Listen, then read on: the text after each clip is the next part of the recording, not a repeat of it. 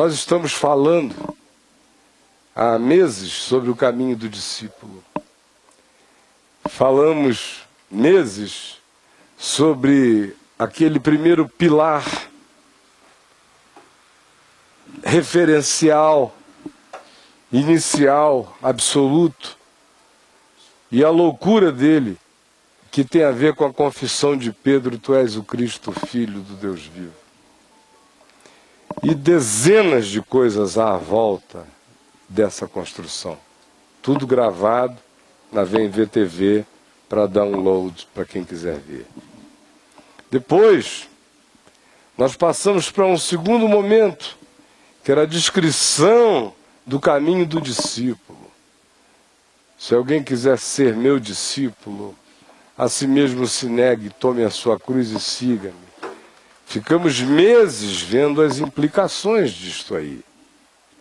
Depois nós fomos adiante e vimos que o discipulado não se sustenta sem esperança da glória, sem transcendência, sem consciência de eternidade, sem a visão do mundo invisível da glória eterna e sem a experiência chocante da afirmação do Pai dizendo: este é o meu Filho amado em quem eu me comprazo, o que faz com que tudo quanto fosse transfiguração desapareça, porque nesse momento a consciência internalizou que o céu no céu, o céu na terra, o céu em qualquer lugar é seguir a Jesus, o Filho amado de Deus.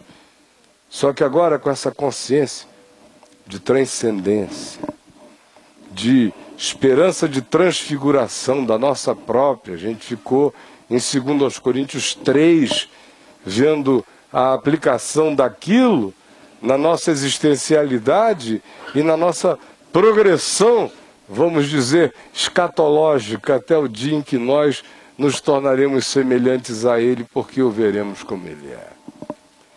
Mas, depois de muito andarmos por aí, eu disse uma quarta coisa, que o discipulado não pode viver da ilusão de nenhuma transfiguração. A transfiguração é a nossa consciência de glória em Jesus. É o nosso andar com a cara descoberta, conforme nós já vimos, em 2 Coríntios 3, nos deixando transformar na semelhança de Jesus pela obra do Espírito Santo, em face da nossa coragem de botar a cara para fora, porque tudo que se manifesta é luz, e de deixarmos o ser e sendo moldado pela nossa fixação na absorção de Jesus, no nosso processo de cristificação, que só se completará em glória, mas já começou aqui e não pode parar. É acerca disso que Paulo fala, quando ele diz que não julgava ter alcançado a perfeição, mas que ele prosseguia para conquistar aquilo para o que ele fora conquistado, e que uma coisa ele fazia: esquecia-se das coisas que para trás ficavam, ele não se fixava no passado como referência de ganho, ele sabia que o dia era hoje, e que de hoje ele tinha diante de si o chamado. E por isso ele diz: esquecendo das coisas que para trás ficam, eu prossigo. E eu gosto dessa palavra, prosseguir, que é uma atitude contínua de ir. Prosseguir é a decisão do ser hebreu, que diz: ninguém vai me parar. Eu sigo para o alvo, para o prêmio da soberana vocação de Deus em Cristo Jesus. E conclui dizendo: ora, todos nós que somos perfeitos tenhamos este entendimento. E se porventura alguém não o tem, o Senhor o esclarecerá. Ele começa dizendo que não alcançou a perfeição, termina dizendo nós que somos perfeitos. Significando o quê? Significando que em Jesus eu já sou tudo que serei. Embora eu esteja vivendo o processo histórico de ir abraçando tudo quanto eu devo abraçar para ser tudo que serei, sendo que tudo que serei já me está revelado, porque eu serei semelhante a Ele. É por isso que se manda que eu tenha a mente de Cristo, é por isso que se manda que eu tenha os mesmos sentimentos que houve também em Cristo Jesus, é por isso que Jesus diz, assim como o Pai me enviou, eu vos envio. É por isso que se diz que se alguém está em Cristo, então ande nele. É o mesmo chamado para comer a carne e beber o sangue, para fusão nele. É o mesmo espírito de Pai, porque o que eu quero é eu neles e tu em mim e eles em nós. É para essa miscigenação em Deus total que nós somos chamados. Então, a transfiguração não é um evento para nós. Foi um evento de cenário na vida de Pedro, Tiago e João. Mas teve que se transformar num processo na existência deles, porque eles jamais viveriam da memória da transfiguração, das coisas que para trás ficam. Ela teve que se reatualizar neles, conforme Paulo descreveu em 2 aos Coríntios, no capítulo 3, que é o processo existencial de todos nós, no nosso processo ininterrupto de transfiguração. Mas essa transfiguração, que não é um evento,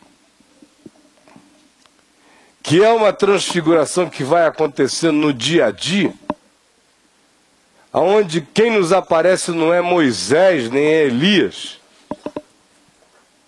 Ela é feita de aparição de escriba, de fariseu, de lunáticos, de possessos, de pais angustiados, de multidões perplexas, de fragilidades, de impotências, de dificuldades, de repreensões, de compreensões, de quedas logo a seguir em coisas absolutamente tolas. Enfim, o que nós começamos a ver há 2 quartas-feiras atrás, quando nós começamos a sair das 3 tendas lá da transfiguração e botar o pé naquela ladeira, acerca da qual nós falamos bastante na quarta-feira passada, dali em diante, a gente vai ver que sucessivamente os discípulos vão experimentando o caminho da fragilidade. O interessante é que quando eles vão descendo do Monte da Transfiguração, vem a primeira manifestação de que a glória de Deus vai ter que ser vivida no coração. Lembram que Jesus disse: a ninguém conteis a visão até que o Filho do Homem ressuscite dentre os mortos? Era o primeiro treino de deixar a glória ficar dentro. Depois que o Filho do Homem ressuscitasse de entre os mortos, ela ficaria dentro mesmo. Eles poderiam contar o que quisessem, porque todo mundo iria experimentar a mesma coisa aqui, sem precisar subir monte nenhum, só abrindo o coração e andando com a cara aberta para a luz de Deus. No entanto, essa experiência, esse processo de crescimento, de transfiguração, de mutação da face, na face de Cristo, de cristificação do nosso ser, de chamado para irmos nos tornando semelhantes a Ele, porque nele já somos aquilo que seremos, mas no tempo e no espaço, o nosso chamado é para querer, o nosso chamado é para decidir, o nosso chamado é para seguir e o nosso chamado não é para procrastinar. Muito menos para dizer, ó Deus, eu estou aqui, faça-se a tua vontade. Parecendo aquela história do pastor, do padre e do rabino em relação ao dinheiro. Conversando os três. Como é que vocês fazem com dinheiro na igreja, na sinagoga ou na paróquia? Aí, isso naquele tempo, né, quando os pastores eram puros. Foi uma piada de mais de 50 anos. Aí o pastor disse, não, eu peço para eles botarem o dízimo no gasofilácio. O resto é deles. Aí o padre chegou e disse, não, eu já tenho uma outra política. Eu faço um círculo no chão, bem na frente do altar, mando todo mundo chegar e jogar dinheiro para cima. O que cair no círculo é de Deus, o que cair fora é meu. E o círculo não é tão largo. Vocês lembram que já houve o tempo em que o conto era do vigário? A gente dizia, caiu no conto do vigário? Hoje é no conto do pastor. Porque o vigário virou freira, perto do que aconteceu. O rabino também. Mas naquele tempo, o rabino ainda era o espertalhão. Aí o rabino chegou e falou, eu simplifico essa história, o dinheiro não é para Deus? É. Então Deus não existe? Existe. Eu pego e digo, Senhor, está aqui. Estou jogando, o que o senhor pegar é seu, o que o senhor não pegar é tudo meu. Então, na realidade, nós estamos diante do fato de que Jesus propositalmente vai colocando esses discípulos diante de uma senda em que eles não vão poder brincar com Deus. Não vão.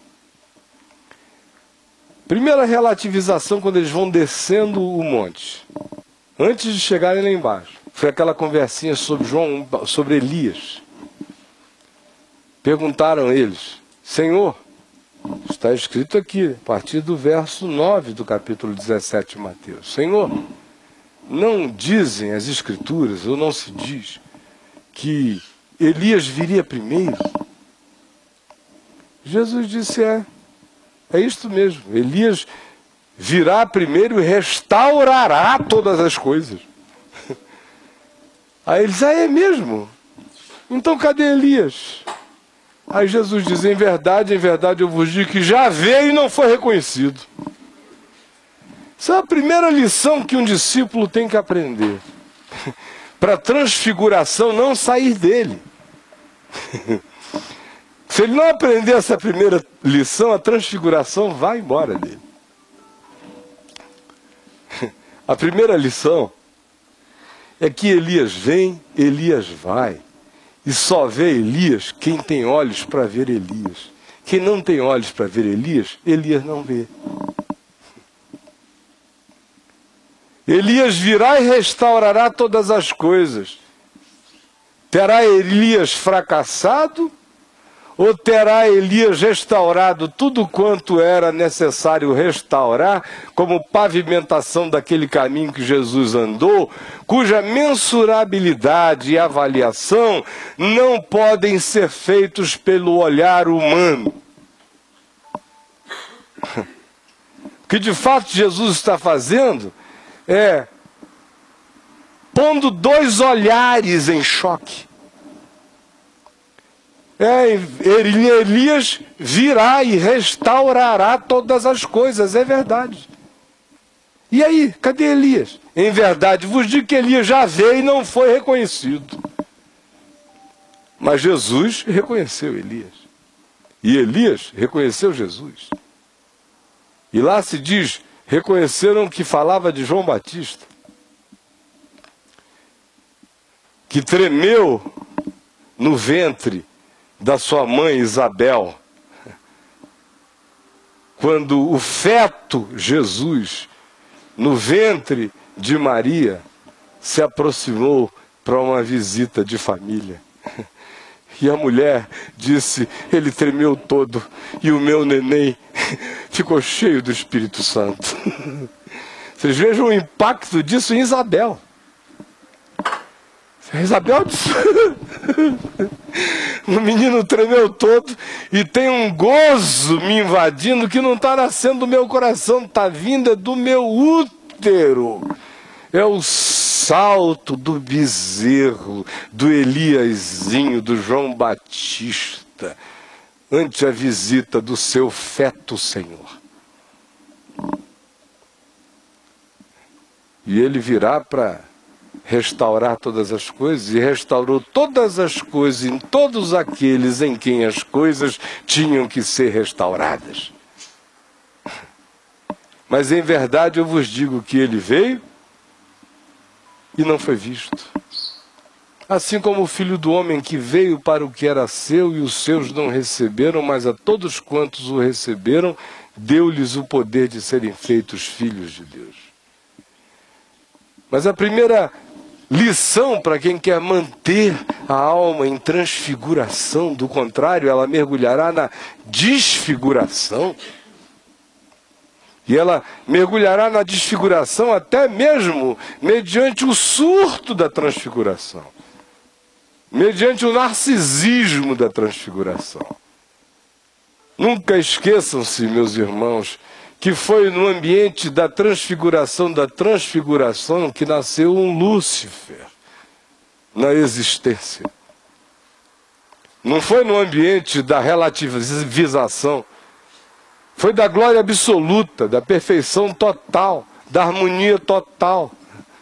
Que ainda assim, naquilo que Paulo chama de mistério da iniquidade, nasce essa volúpia, essa inveja de Deus na criatura. E essa soberba da criatura em relação às demais criaturas. Em relação a todos, eu sou melhor. Em relação a ele, eu quero passar, eu quero subir. Portanto, do ponto de vista metafísico, assim falando, antes de haver elemento físico, conforme a gente os detecta e os avalia, na presente ordem de coisas, nesse universo mapeável que a gente estuda, antes disso tudo, foi numa transfiguração que a desgraça começou. Eu subirei, eu ficarei acima do Altíssimo. Por isso é que eu repito pela 50ª vez nesse nosso tempo juntos às quartas-feiras. Por isso é que nós temos que ser gente justificada pela fé em Jesus, que se gloria na esperança da glória de Deus, e não somente nisto, mas também nas próprias tribulações, porque o que mantém a glória de Deus nos salvando para a gente transcender as tribulações, são as tribulações. De modo que a glória de Deus nesse mundo caído, num homem caído, pervertido, ambíguo, com todas as tendências à ambivalência que eu tenho. Eu não sei de você, mas eu falo de mim. E de mim eu digo, fiel é a palavra e digna de toda aceitação, que Cristo Jesus veio ao mundo morrer pelos pecadores, dos quais eu sou o principal. Em relação a mim, o que eu quero dizer é simples. Se eu vivesse de transfigurações, eu me luciferianizaria. Todas as tribulações da minha vida foram manutenção da esperança da glória de Deus. E enfrentei todas as tribulações da minha vida por causa da esperança da glória de Deus. E a esperança da glória de Deus se manteve intacta no meu coração por causa das tribulações da vida. Porque transfiguração nesse mundo caído tem que ser provada na estrada da relatividade todo dia. E a primeira apresentada aqui por Jesus é essa. Olha, você será, mas quase ninguém vai perceber. Como Paulo disse, eis que tratados como ignorados, entretanto muito bem conhecidos. E assim como Elias, a vida do discípulo. Quem tiver olhos para ver, verá. Quem não tiver olhos para ver, verá outra coisa. Você virá e cumprirá o seu papel e restaurará todas as coisas. Enquanto outros dirão, esteve aqui e não fez nada. Como Paulo diz, falando de si mesmo e do evangelho que pregava, dizendo porque Deus nos conduz em triunfo em todas as coisas. Ainda que para uns, eu e o evangelho que eu anuncio, seja cheiro de vida para a vida. Enquanto para outros, é aroma de morte para a morte. Assim como Elias, que veio e restaurou todas as coisas para uns. E para outros não fez nada, não foi reconhecido, ainda perdeu a cabeça.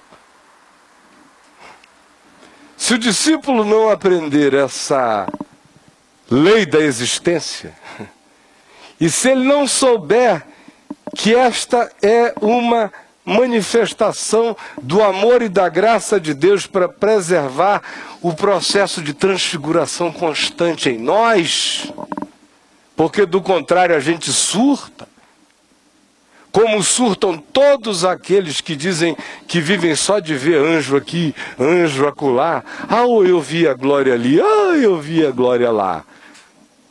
Em mim doença não pega, em mim não sei o que acontece. Se aconteceu em você, é obra do diabo. No dia que acontece com ele, ele se esconde e diz que está em jejum e oração para ninguém saber. Surta todo mundo. Vejam todos esses milagreiros. Não precisa ter memória longa, não. Graças a Deus eu consigo pensar em milagreiros não desde 40 anos para cá, mas desde os dias dos apóstolos. Começando em Atos dos Apóstolos, poderia citar milagreiros, milagreiros, milagreiros. Quando acabar a narrativa bíblica, milagreiros do primeiro século, do segundo século, do terceiro século, do quarto século, de todos os séculos. Vejam como todos eles surtam. Aqui no Brasil, para a gente não ir longe, nos últimos 60 anos de observação, não dos meus olhos, mas do meu conhecimento histórico com uma certa meticulosidade, eu só vi sobreviverem os operadores de milagre que não se puseram para tornarem-se objeto totêmico da necessidade dos outros, ou seja, aqueles que manifestaram o dom de Deus na busca da simplicidade do anonimato. Que nunca aceitaram filas, que nunca aceitaram salameleques. Eu vi alguns poucos. Os outros são logo catapultados a não sei o que. Chegou o homem de Deus, a graça está em mim, veja como é. Já caiu e nem viu. Já era e nem sentiu. Já surtou e não percebeu. E quando começa a dizer que o homem de Deus, que viu a glória de Deus, passa por esse mundo sem dor, incólume, sem nada, aí é que está surtado mesmo.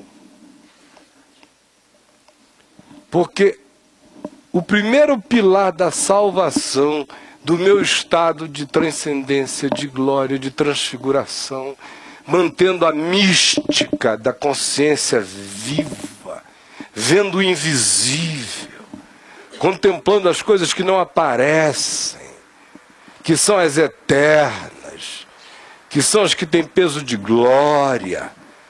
que são as âncoras da alma e da vida. Para que isso se mantenha continuamente em nós, a gente precisa aprender essa liçãozinha inicial. É saber que isso só tem a ver com Deus. Não tem a ver com o aplauso dos homens. Não tem a ver com o fato de que Elias chegou e todo mundo diz tapete vermelho para Elias. Minha gente, chegou Elias, aleluia, chegou Elias, o grande Elias. Este é o ano de Elias, a glória de Elias. Não. O Elias chega, como tudo mais no reino de Deus, assim é. Quem tem olhos para ver, veja. Quem tem ouvidos para ouvir, ouça. Quanto aos demais, é no mesmo texto de 2 aos Coríntios, no capítulo 3, que Paulo fala no verso 18 sobre a nossa transfiguração. Ele prossegue no capítulo 4, nos versos de 4 a 6, para falar agora do oposto, que é quando Deus deste século cega o entendimento dos incrédulos. E aí, para esses, Elias veio, mas não foi reconhecido. Esta é a primeira lição. Para que a glória se mantenha viva em mim, eu não posso ter expectativas de usar a glória. Não conteis a visão a ninguém. Eu não posso ter a pretensão de viver da glória. Eu não posso virar um testemunheiro da glória. Eu não posso querer uma adesão global ao fato de que eu experimentei a glória de Deus. Não foi assim com ninguém antes. Não foi assim com Jesus. Por que será com você? A experiência dessa glória só se mantém no coração que aceita a sua própria relatividade. Para uns eu sou cheiro de vida, mas para outros, a mesma graça gera repúdio, gera antipatia, gera malquerência, gera calúnia, gera falação, gera isso tudo. E eu queria aqui, antes de prosseguir, lhes fazer uma confissão. Durante muito tempo, pelo menos até o ano de 1988, eu tinha uma dificuldade enorme em relação ao fato de que quem quer que fosse pudesse desejar ou anunciar qualquer forma de relativização da minha pessoa. Porque eu me converti com aquele arrobo intenso de gladiador apaixonado. Entrei de cabeça e disse: ninguém vai desprezar a minha mocidade, e não vai ter nem um dia de preguiça na minha vida, não vai ter nada. Minha vida é de Jesus. E não tem diabo que venha aqui dizer qualquer coisa. Eu vou sair no tapa. Porque eu não estou aqui para brincar de Deus. E o meu mote era esse.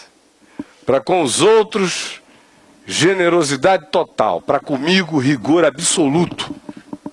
Eu dizia isso para mim todo dia. Pois bem,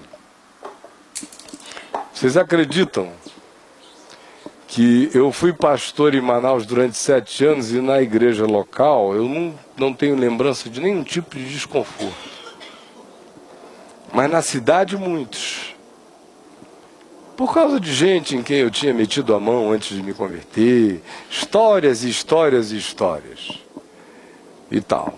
Outros eram inveja mesmo. Outros eram políticos pensando que eu ia me candidatar a vereador, depois a deputado estadual, depois a prefeito, a governador, era aquela coisa ensandecida. Esse menino, esse meio prodígio, um garoto de 18 anos na televisão pregando com ele. ficou um negócio eletrizante na cidade. E houve coisas cheiro de vida, em uns, mas cheiro de morte. E eu fui muito acossado, eu nunca deixei de ser oprimido por autoridades a minha vida toda. Porque todo mundo acha que a melhor coisa que eu poderia fazer com os dons que Deus me deu era virar político. Quando no dia que eu fizer isso, podem ter certeza, eu pulei no abismo. Glória é esta, e ninguém vai arrancá-la de mim, de pregar o evangelho da glória de Deus a vida inteira. Tendo começado um menino e levando isso até o fim da minha existência. Essa é a minha alegria. Mas, pois bem, a minha dificuldade para ouvir contradição era muito grande. Parecia que todo mundo tinha que ver que Elias estava ali. Eu ia ficando chateado quando os caras não viam que Elias estava ali. Que Elias estava nas ruas, como aquele meu livro diz, o tema dele. Ficava chateado. Era quase inadmissível. Aí chegou o ano de 1984, eu já não morava mais em Manaus desde 81, tinha pastoreado por 4 anos a Igreja Betânia em Niterói, viajando o tempo todo pela Vinde, pregando por aí afora. Quando uma pessoa na comunidade, que eu tinha apanhado ali com 180 pessoas, já era um grupo de quase 3.000 pessoas, 2.500 pessoas ali muito juntas, e uma pessoinha, que tinha sido meu professor de escola dominical, quando eu era garoto de 10 anos, resolveu implicar comigo porque eu viajava muito. Sendo que eu atendia no gabinete pastoral às terças e quintas, às vezes 30 pessoas num dia. Chegava às 8 da manhã, saía meia-noite, atendendo. Pregava 4 vezes por semana só lá. E fora de lá, às vezes havia dias que eu pregava 9 vezes num dia, 10 vezes num dia, nas viagens por aí. Mas lá eles nunca tinham tido tanta assistência. Num tempo em que eu cobrava de mim esse tipo de assistência a dar, conforme a igreja impõe, que os membros demandem e que o pastor atenda. Hoje, esse negócio está acabado. Não é por causa de regra minha, não. É porque no Evangelho não é assim. Nós nos ajudamos uns aos outros. E ninguém é empregado de ninguém. Todo mundo serve por amor. Pode, pode. Não pode, não pode. Se você pode, você faz. Se você não pode, eu não carrego culpa. Eu oro. Isso dito, vejam a viagem que eu fiz de lá para cá. Esse senhorzinho começou a procurar 2, 3 ou 4 e a reclamar que eu viajava e não sei o que. Aí um dia eu chamei ele lá, vem cá meu irmão, o que está vendo? Aí ele, não pastor, é que eu amo muito e você faz muita falta. Aí ele chorou copiosamente na minha frente. Chorou. Você faz falta, essa igreja aqui sem você não é a mesma coisa. Eu digo, mas meu querido, eu às vezes me mato para chegar aqui, vindo não sei de onde, e pregar em pelo menos no último culto do domingo, que chegamos a ter 3 ou 4, porque não comportava, o lugar não comportava tanta gente. Às vezes eu ficava nos 4. Eu digo, o que é isso, rapaz? O povo está aí feliz e você sofrendo por essa bobagem. Aí ele se curava aparentemente. Aí um mês depois ele surtava. Aí no 3º surto, vocês acreditam? Eu fiz uma carta para o conselho da igreja, renunciando unilateralmente, não admitindo nada a respeito nem revogação, exclusivamente por causa do meu desconforto com a chateação daquele irmão. E a comunidade inteira aos prantos, dizendo, pelo amor de Deus, não faça isso. Eu disse, não fico. Eu não fico em lugares onde não haja 100% de desejo acerca da minha presença. Olha o nível da presunção. O nível da presunção. Jesus só andou em lugares onde a presença dele não era querida. Ou era tolerado, ou era convidado para uma armadilha e ele ia. E eu dizendo que não ficava no lugar e não houvesse 100% de adesão. É muita pretensão. E eu não aceitei nem as lágrimas, nem os choros. Eu saí, eu também tinha, de fato, os compromissos com a Vinde, que eram enormes e me consumiam de todo. Mas a motivaçãozinha lá era essa. Era aquele desconforto, porque era inadmissível. Hoje, olha a viagem, olha a minha viagem, de onde eu vim para onde eu estou. Chamando o mundo para o pau, se for o caso. Me sentindo maioria sozinho. Com gente, sem gente. Sabe por quê? Porque a glória não está à volta. Ela está aqui. Eu posso morrer só numa ilha deserta. Minha morte vai ser linda. Não precisa ver nada. Eu sei. Eu sei. Opinião. Fiquei livre delas há muito tempo. Completamente livre. Se vocês tivessem ideia do quão livre eu estou do que os outros possam pensar ou interpretar, vocês ficariam chocados. Porque eu não deixo nem as pessoas perceberem o quão livre eu estou. Agora por quê? Porque Deus me ensinou no entendimento e no empancadamento. Me ensinou que Elias vem, restaura todas as coisas, enquanto Elias vem e ninguém viu nada. Para mim hoje, esse é o modus operandi da minha existência, com a mesma naturalidade com a qual eu respiro. Tanto faz. O meu negócio é apenas ser Elias de Deus no meu tempo, na minha hora, no âmbito em que o Senhor queira, e que, por graça dele, seja restaurado em quem quer que ele queira restaurar, o que quer que deva ser restaurado. Quem vir, viu. Quem não vir, não viu. E o meu caminho segue, com cabeça ou sem cabeça. Mas a missão está feita. Combati o bom combate, completei a carreira, guardei a fé. César não precisou ficar sabendo. Jerusalém não aplaudiu. Não houve queima de fogos em Atenas. Não houve nada disso. Mas Paulo, que disse isso numa prisão gelada, sem ninguém, traído de várias formas, dizendo, somente Lucas está comigo.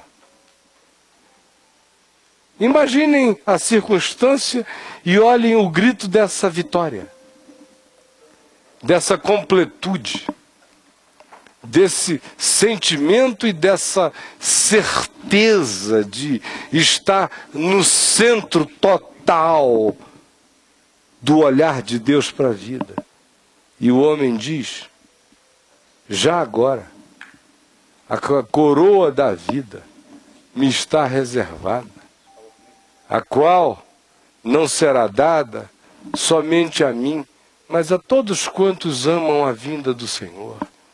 Eu combati o bom combate, completei a carreira e guardei a fé. Esse homem aprendeu. Quando ele diz em todos os textos de contradição, onde ele se põe no paradoxo, vivendo, morrendo, sendo tratado como desconhecido, mas eis que bem conhecidos, nada tendo, mas possuindo tudo, todos esses paroxismos dentro dos quais ele se coloca o tempo todo, ou conheço de tudo, da abundância ou da escassez, tudo isso estabelece uma única coisa, um indivíduo que está liberto para o contentamento. Porque imagine, se você se fixa na ideia do Elias que vem e restaurará todas as coisas. Quem tem esse tipo de ilusão acerca do reino de Deus nesse mundo caído, morre frustrado. Houve um tempo em que eu criei de todo o coração que Elias viria e faria um impacto tão grande que pelo menos por uma geração inteira haveria uma restauração notória. Hoje eu sei que Elias veio, que Elias está aqui, que Elias está aí, que Elias está além, que tem esse trabalho de Deus acontecendo no silêncio, no anonimato, nas grutas, nas cavernas, nos guetos, nos cantos, entre os pequenos, entre os grandes discretos, entre os escravos, entre os libertos, entre todos os que podem, todos os que não podem. Há essa graça de Deus se espalhando. Tem gente que vê. Para esses, Elias restaurará todas as coisas. A maioria não vê. Para esses, Jesus diz, em verdade eu vos digo que ele veio e não perceberam. Esse é o primeiro elemento de saúde que eu preciso ter dentro de mim, em todas as áreas da vida, para que a transfiguração não murche. Porque senão a transfiguração perde o romance. A transfiguração perde a alegria quando o indivíduo fica com a pretensão de que Elias vem e restaurará todas as coisas. A transfiguração se mantém é quando a consciência sabe que nem todos os olhos veem, que são só alguns que veem.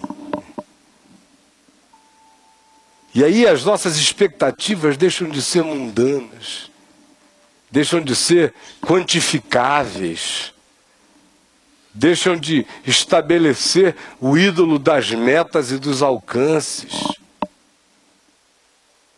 Quando isso se estabelece em nós, a gente sempre fica sabendo que o que se pede de nós é que a gente venha na inteireza de quem nós somos, que Elias seja Elias, tanto quanto João Batista, não sendo reencarnação de Elias, foi o Elias daquela hora. Agora saiba, a sua glória não está no reconhecimento dos homens. A sua glória está em que Jesus sabe de você. Em verdade eu vos digo que Elias veio. Ninguém ficou sabendo, mas Jesus sabe. Sabe de você. Jesus sabe que Elias veio. E a glória no coração do discípulo só se mantém, a transfiguração só se mantém quando para você só interessa isto. Jesus sabe que Elias veio. E aqueles em cujas vidas a vida de Elias tocou também sabem. O mais não é missão de Elias. Só interessa a Elias que Jesus diz, em verdade, eu vos digo que Elias veio. Isso interessa a Elias. Mas ninguém o reconheceu, não é problema de Elias. É problema de quem não reconheceu. Elias só se interessa pelo fato de que Jesus diz, em verdade eu vos digo, ele veio. Ou como se diz no Evangelho de João, ele era uma lâmpada que ardia. E vós por um pouco quisestes alegrar-vos com a sua luz. Houve alguns que por um pouco, houve alguns que por muito, porque viram que Elias jamais fez nenhum milagre. Mas tudo quanto ele disse acerca de Jesus era verdade. Aqui acabam os milagreiros diante de Elias. Esse é o homem acerca de quem Jesus diz: em verdade eu vos digo que dentre os nascidos de mulher ninguém foi como João Batista. Mas o menor no reino de Deus é maior do que João Batista. Entretanto, se não é o que o reino de Deus faz para justificar e catapultar a gente em Cristo para essa posição de glória que nós temos, se for na medição do cabeça com cabeça, da decisão por decisão, da entrega por entrega, da macheza para Deus por macheza para Deus, Jesus está dizendo, não teve macho como João até agora.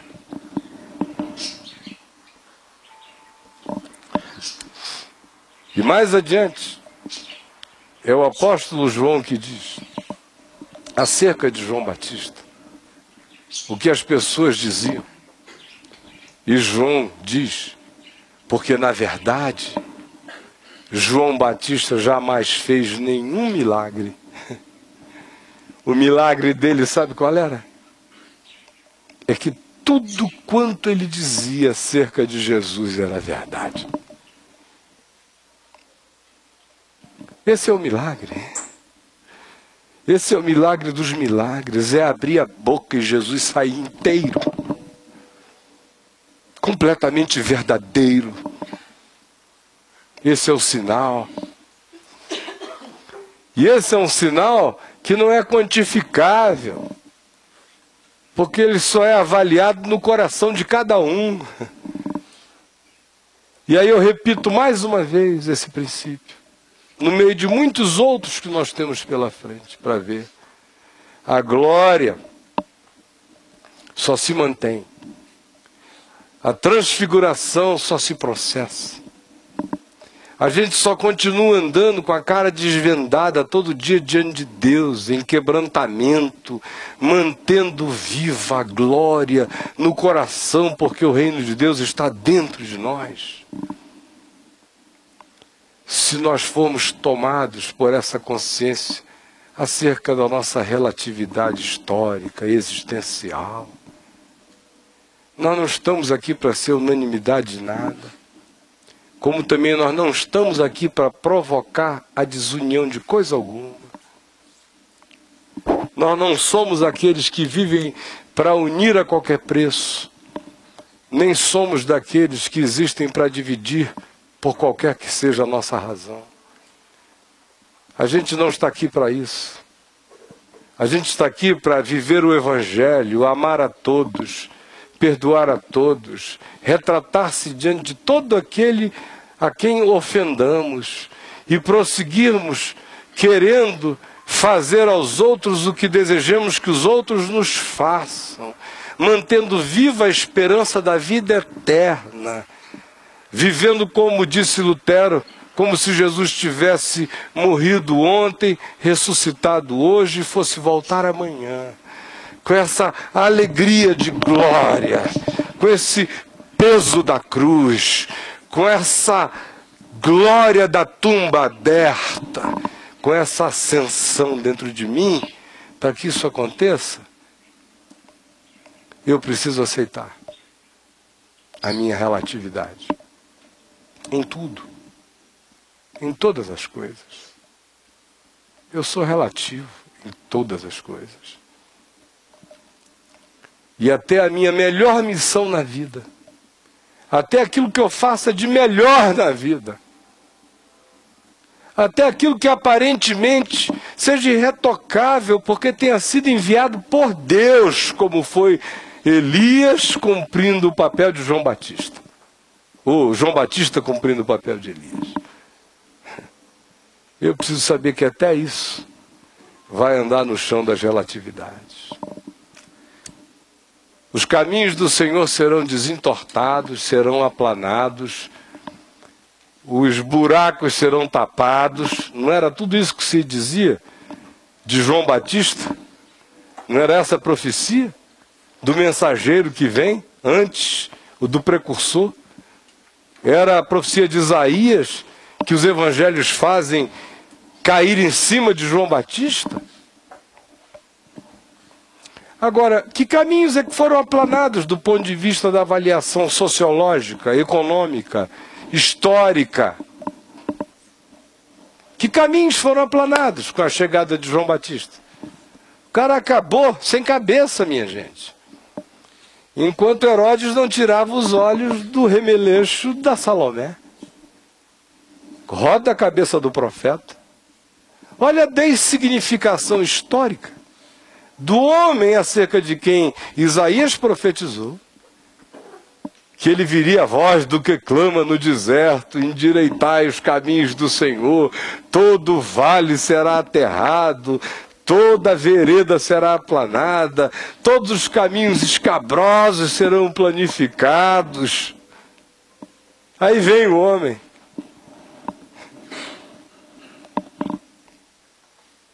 E termina daquele jeito. Que caminhos é que ele aplanou? Aos olhos de quem? Medidos por que elementos de mensurabilidade? Quem vai auditar essas obras? Quem conhece esses caminhos aplanados? Quem tem o poder de levantar em casa e dizer: hoje eu vou visitar o caminho aplanado por João Batista? Quem construiu estradas naquele tempo foram os romanos, não foi João Batista. Quem tapou buracos e fez esplanadas majésticas foi Herodes o Grande, não foi João Batista. João Batista não tapou buraco nem no deserto. Não se deu ao trabalho de fazer um único caminho no chão do mundo. Não cavou nenhum poço para batizar com privacidade. Era na água que passava. Então, o que foi que João Batista, cumprindo a profecia, aplanou, mudou? Aos olhos de quem?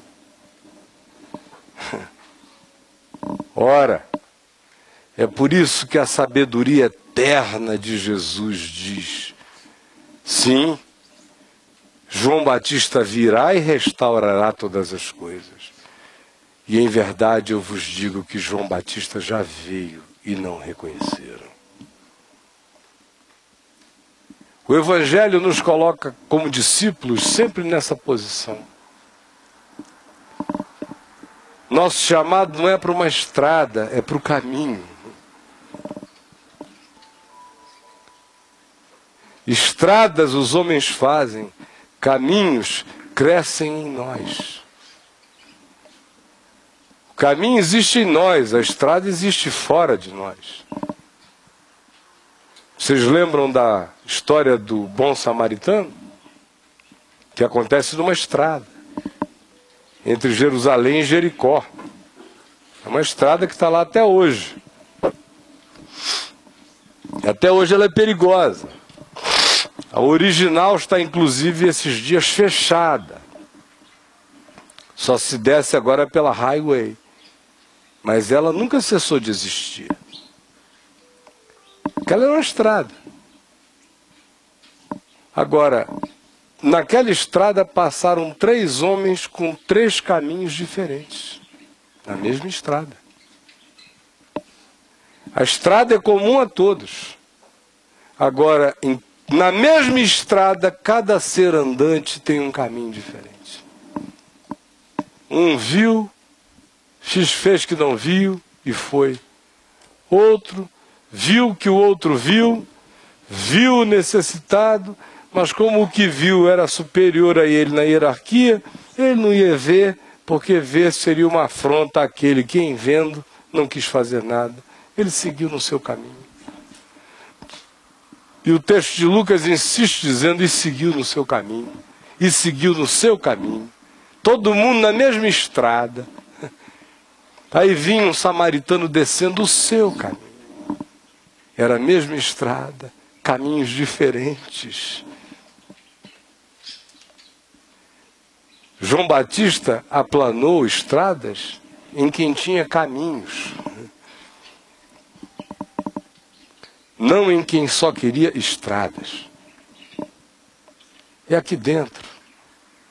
Por isso, se você quer ser discípulo, se quer manter a glória intacta no coração, crescente, viva e morredora, se quer manter o processo de transfiguração constante, o que salvará você do surto é justamente aquilo que você chama de fraqueza, de incerteza, de relatividade. Porque quando eu sou fraco, aí é que eu sou forte. Porque quando eu penso que sou, eu deixo de ser. Mas quando eu sei que eu não sou, eu passo a ser tudo quanto Deus quer que eu seja. O caminho é sempre esse. Nunca se foge disso.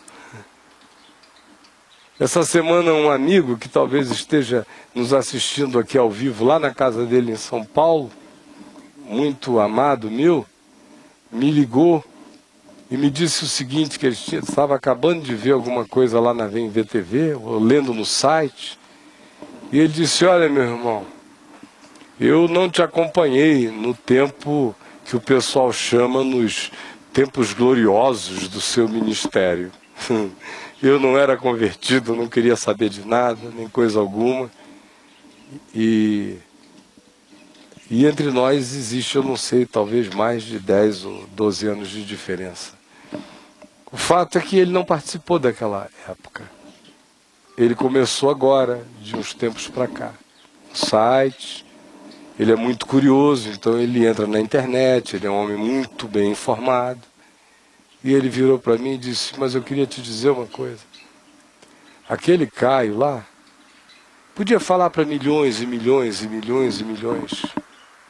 Mas eu queria te dizer o seguinte, o que está acontecendo hoje, está acontecendo num nível, meu irmão, que faz aquilo tudo virar brincadeira. E eu tinha acabado de escrever um texto ali, convidando quem quisesse vir para o Papo de Graça, falando justamente disso. Da minha alegria por hoje, pelo sentido de hoje, pelas realidades de hoje, pela ambivalência de hoje, pela contradição de hoje.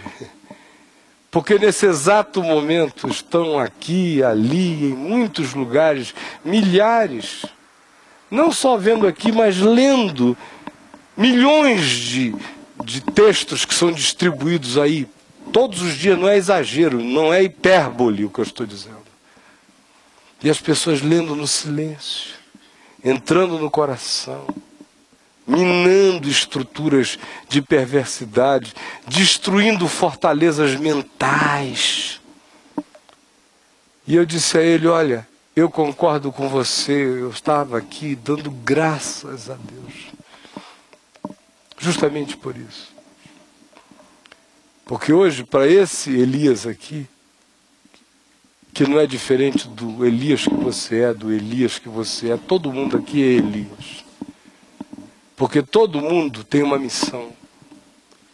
Porque todo mundo aqui está vivendo, preparando o caminho do Senhor. Pregando o Evangelho a toda criatura, por todo mundo, aonde Deus nos plantar e nos puser. Agora a gente precisa saber que conquanto nós sejamos seres da glória, que a eternidade já pode ser gozada aqui e agora, porque eu já passei da morte para a vida. Não tenho medo de morrer, não tenho medo de viver, não tenho medo de sofrer, não tenho medo de chorar, não tenho medo de ser feliz, não tenho medo de nada, estou livre de tudo. Não tenho medo de ser mais amado, nem menos amado, nem de ser rejeitado, nem de ser desquerido. Que libertação! E eu não estou brincando de lhes falar isso. Por um simples aprendizado que veio pelo entendimento e pelo empancadamento do amor de Deus. E aí você aprende que a glória é que seja assim. Porque quando a expectativa era outra, de que Elias viria e restauraria todas as coisas, na hora em que as coisas começaram a se degenerar, Elias perdeu o romance.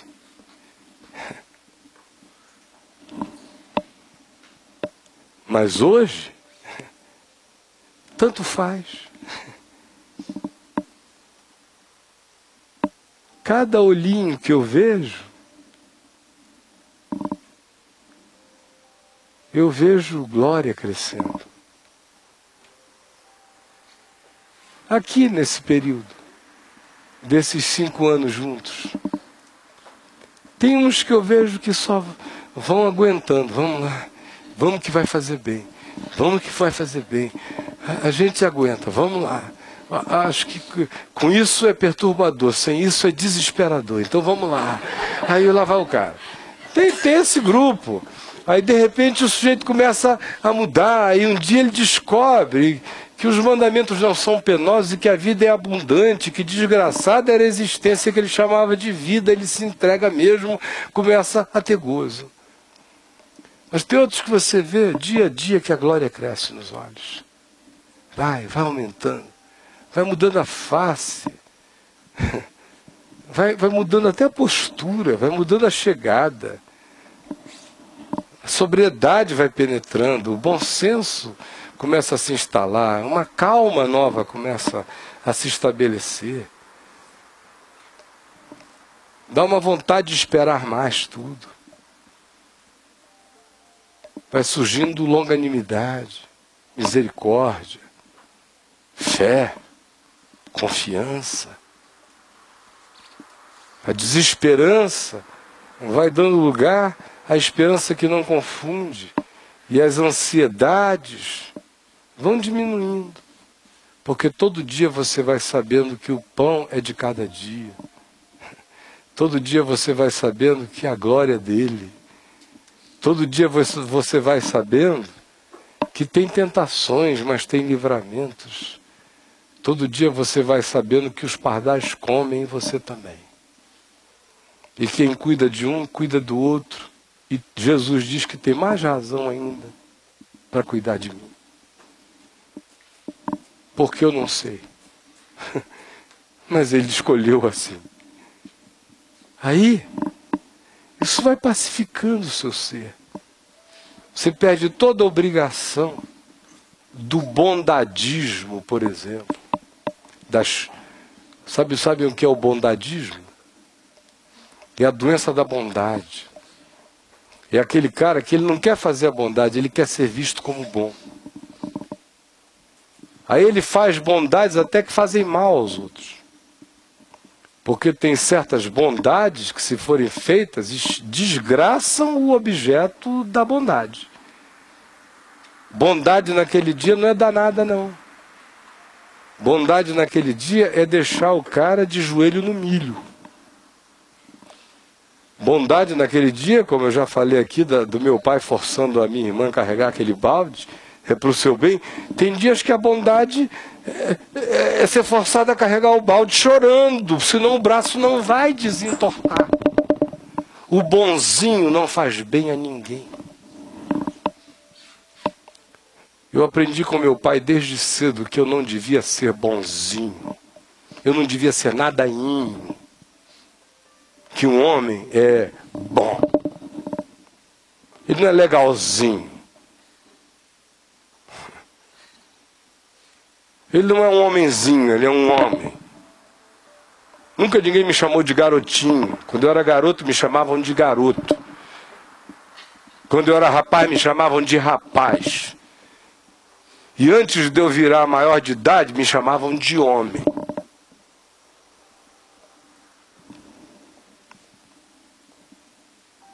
O que eu estou dizendo? Por que eu estou dizendo?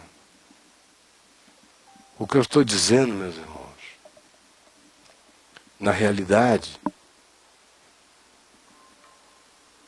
é que aqui dentro de nós há um caminho. E nós somos chamados para manifestá-lo, para que ele vá crescendo, em cada tempo, em cada fase, com seu significado, mas o chamado é para crescer. O chamado é para que a transfiguração aumente. Mas isso só se estabelece em mim se eu aprender essa primeira lição. Eu sou relativo. É por isso que hoje eu tenho histórias para contar para trás, eu tenho confissões a fazer, eu tenho erros a consertar, eu tenho experiências com as quais eu aprendi. É porque eu sou relativo. Eu sou tão relativo que aprendi a gostar, não da relatividade como concessão ou indulgência para esse tipo de relativismo que é pecaminoso, nojento e oportunista. Não é disso que eu estou falando. Eu estou falando é que todo homem, por mais firme que esteja, é pura vaidade. O que eu estou dizendo é que eu sou finito, sou relativo, sou mortal, e hoje eu me glorio na minha finitude, na minha mortalidade e na minha necessidade de aprender sempre. Porque quanto mais isso se estabeleça em mim, mais meu é o reino dos céus. É dos ensináveis. E a primeira lição é esta. Você não está aqui para ser o ó do Borogodó.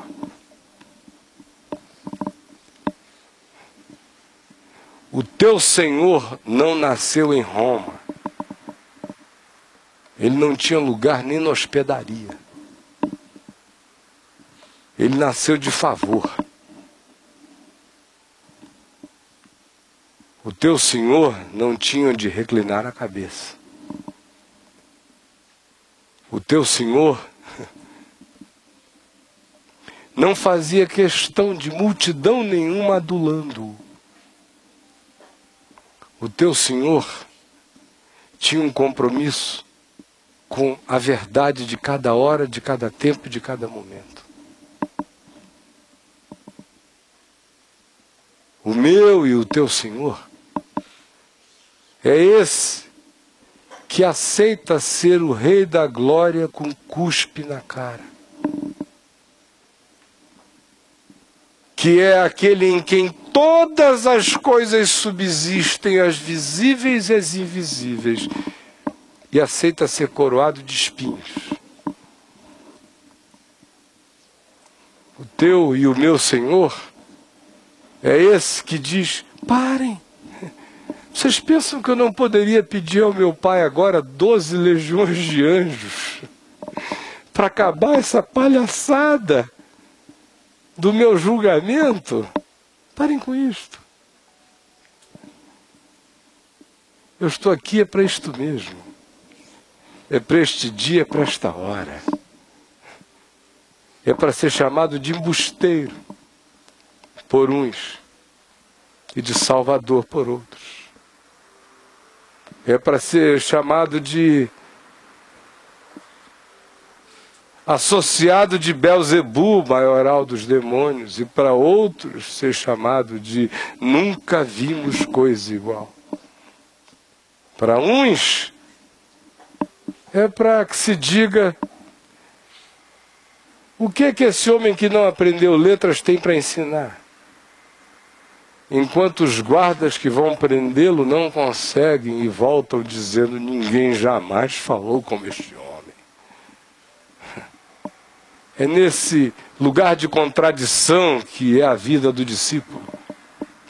Como disse Simeão a Maria acerca de Jesus, este menino nasceu para ser objeto de contradição.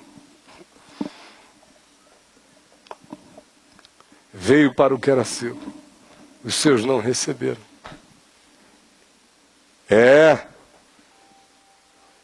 João Batista virá e restaurará todas as coisas, mas em verdade eu vos digo que ele já veio e não reconheceram. É assim que é.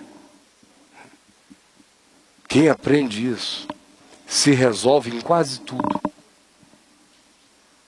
Em praticamente tudo na vida. Nas relações afetivas, namoro, casamento, filhos, manipulação de filho, manipulação de marido, manipulação de mulher, manipulação de namorado, manipulação de colegas no trabalho, sugestões de todo tipo, que a gente vai embarcando. A doença do bondadismo, eu preciso agradar. A gente vai se livrando de um monte de doenças.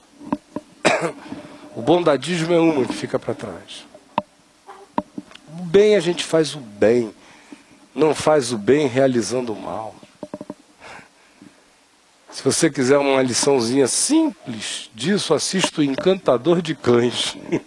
Para ver como toda vez que você traz o prêmio para a desobediência, o bicho fica mais diabo ainda. O bem de Deus não é gostoso. O bem de Deus é bom. Quando é gostoso, aleluia. Quando não é gostoso, aleluia. É vida. Agora, internalize isto. Isso vai manter a glória viva, porque você todo dia vai depender de Deus. Você nunca vai ter o surto de achar que você vai chegar, que as coisas vão acontecer, que o mundo não será mais o mesmo. Estou aqui para marcar o meu nome na história. Essa loucura acaba. Você está aqui para andar no seu caminho, numa estrada que é de muitos, que é de todos praticamente, mas o seu caminho é seu. E nele você vai aplanar, você vai aterrar, você vai tirar o que é escabroso, e muitos serão beneficiados e verão. Ao mesmo tempo em que outros vão estar andando ao lado e não vão estar vendo nada. João Batista vem e os homens não veem. Mas a única coisa que importa para o discípulo é que Jesus diz: em verdade eu vos digo, ele veio e eu vi. Esse é meu galardão. Se isso se estabelece como meu galardão na vida, eu estou resolvido em relação a tudo mais. Enquanto este não é o meu galardão na vida, eu não estou resolvido em relação a nada. Você pode ser linda, fazer lipo, lapo, peeling, mudar o que você quiser, subir, baixar, afinar, fazer como o Ronaldinho, tirar pneu, o que você quiser, ganhar dinheiro, tudo isso eu garanto a você. Você não vai se resolver. Não irá se resolver. Como eu não conheci ninguém até hoje que, pela riqueza que tenha tido, pelo poder que tenha possuído, pela fama que tenha conquistado, tenha conseguido se resolver. Eu vejo um bando de lagartixa desesperado, numa ansiedade que não acaba, numa angústia que não termina.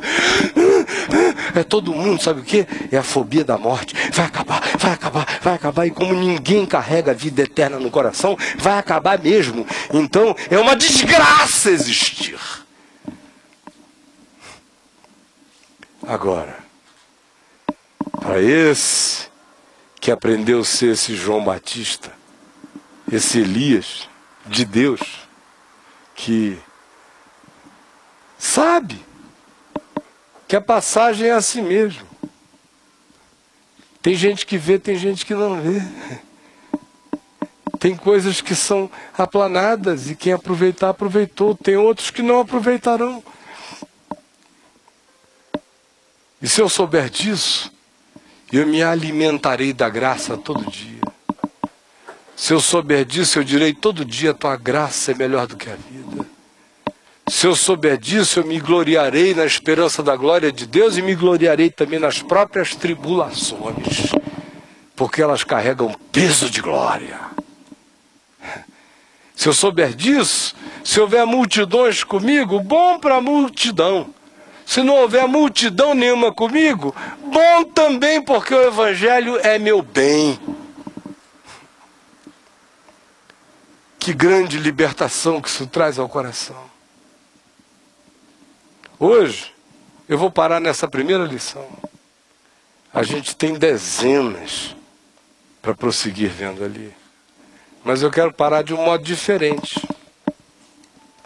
Sempre lembrando que a gente está em Mateus capítulo 17, que hoje a gente viu o que está contido entre os versos 9 e 13, sem que eu tenha lido, mas qualquer um sabe que é disso que se tratou. Eu quero terminar lendo um salmo que carrega esse espírito do que eu acabei de dizer. É o Salmo 16. Salmo 16. Olha só, gente. Guarda-me, ó Deus, porque em ti me refugio. Digo ao Senhor, tu és o meu Senhor. Digo ao Senhor, tu és o meu Senhor.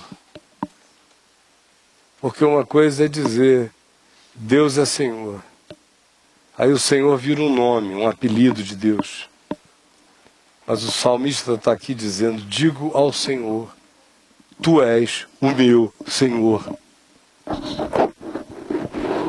Outro bem não possuo senão a ti somente. Isso aqui é que mata a pau.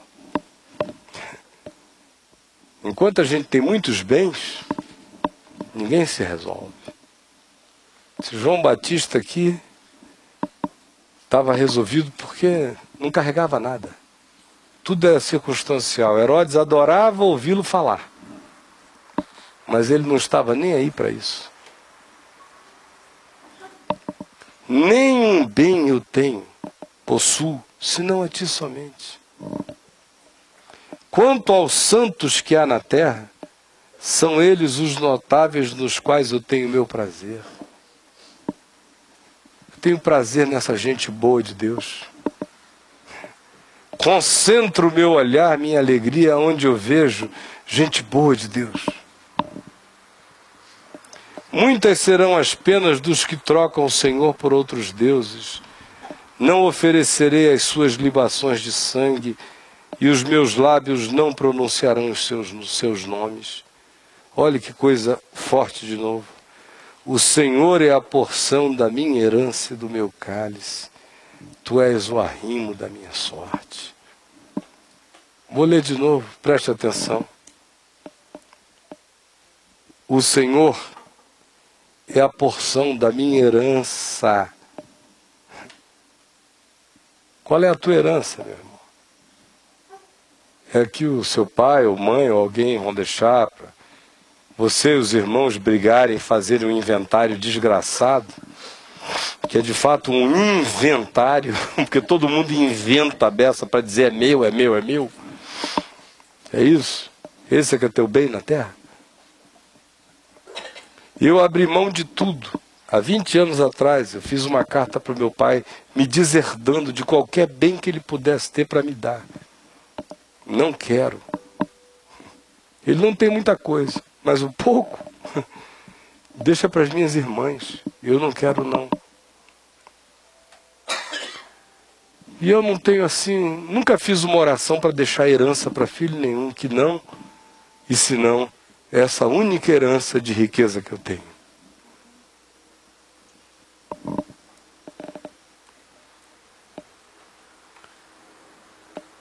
Caem-me as divisas em lugares amenos, é muito linda a minha herança. Olha o caminho do cara. Olha, os meus marcos, eu só vou botando marco em lugares a menos. É muito linda a minha herança. Bendigo o Senhor que me aconselha, pois até durante a noite o meu coração me ensina. Esse é o tesouro. Essa é a significação. Não é acordar de manhã e ter milhões na tua porta, é durante a noite o Senhor ter te ensinado. Esse é o valor da vida. Essa é a Oxford das Oxfords. Durante a noite o Senhor me ensina. Esse é o MBA que ninguém compra. Só se tiver o coração quebrantado. Até durante a noite o Senhor me ensina. Me ensina o tempo todo. O Senhor, tenho-o sempre à minha presença. Estando Ele à minha mão direita, não serei abalado. Alegre-se, pois, o meu coração, e o meu espírito exulta, até o meu corpo repousará seguro, pois não deixarás a minha alma na morte, nem permitirás que o teu servo veja a corrupção. E isso aconteceu na ressurreição de Jesus, e é promessa para a nossa ressurreição, porque o corruptível será tragado pelo incorruptível naquele dia. Tu me farás ver os caminhos da vida.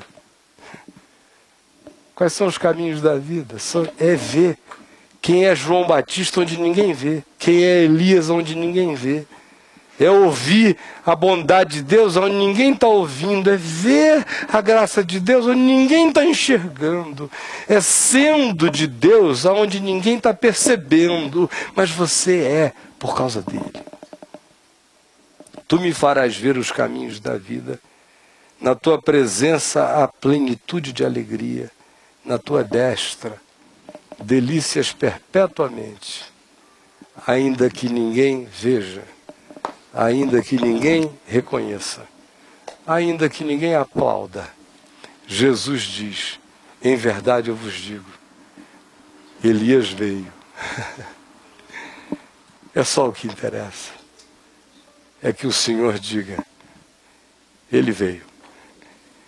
Ele esteve, Ele foi, Ele é em mim. Agora depende só de você. Porque a maioria de nós ainda vive num mundo de tantas dores e milindres, e falsas esperanças, e fantasias, e surtos, e sonhos, e grandezas, e melodramas, e hipérboles pessoais, toda essa maluquice. Impressionados com os outros, aferindo-se, medindo-se por terceiros o dia inteiro. Pare com isso. Em verdade eu vos digo que dentre os nascidos de mulher ninguém foi como João. Ele veio e não viram. Mas Jesus disse, eu vi. Esse é o único olhar que importa, me ver. Vamos ficar em pé.